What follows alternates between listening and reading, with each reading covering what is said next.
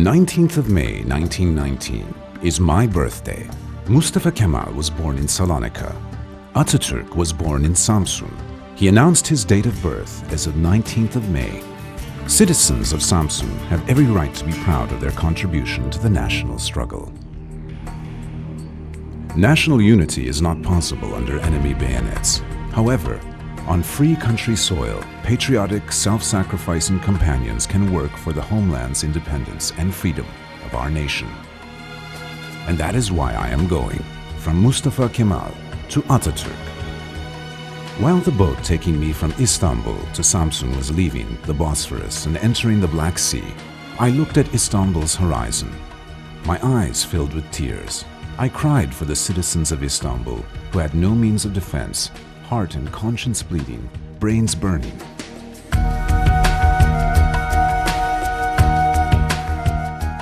But I was so certain that come what may, these people would be liberated.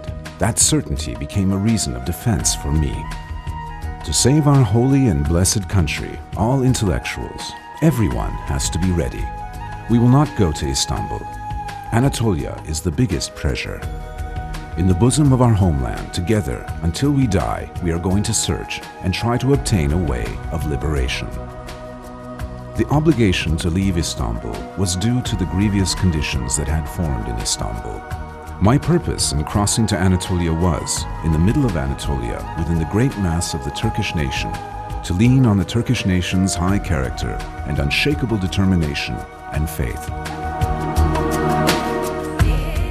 I had definitely believed that no other precaution could be a cure for the country and the nation's deep wounds. That is why the first precaution I took as soon as I set foot in Samsun was to give orders and instructions about Samsun and its periphery, and at once headed south.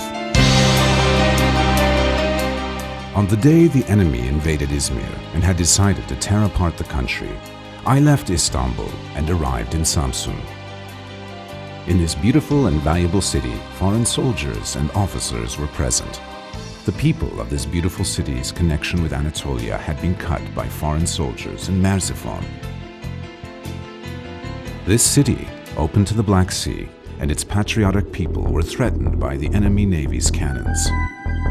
Despite this, when I saw Samsun and the citizens of Samsun, I once again strongly believed that all my thoughts and decisions about the country and the nation were feasible. The patriotism and self-sacrifice I saw in the situation of the citizens of Samsun, and I read in their eyes, was enough for placing my hope and thoughts to the right decision. We will never despair. We will work and save ourselves. They don't want to kill us. They want to bury us alive. Now we are next to the grave. A final determination could save us. Today, I no longer have a uniform. As I told you before, I am a plain person of the people. It is you who showed the first boldness and bravery and became organized. In the history of revolution and republic, heroic Hafsa and the people of Hafsa have a considerable place. I met you in days of grief and despair. I stayed among you for days. Within this apartment, which reminds me of the past, I benefited greatly from your valuable effort and help. If it wasn't for the people of Hafsa's sincere and solid reception and Hafsa's healing springs' positive effect on my health, I wouldn't be able to work for the revolution. Because of this, I am grateful to Hafsa and the people of Hafsa.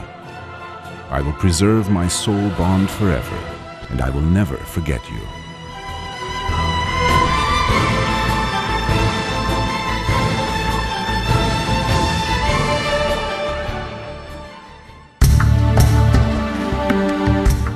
In 1936, on the official reply given by the Ministry of Foreign Affairs to the English Embassy's application upon King Edward VIII's request to be able to congratulate Atatürk's date of birth, was informed as 19th of May, 1881.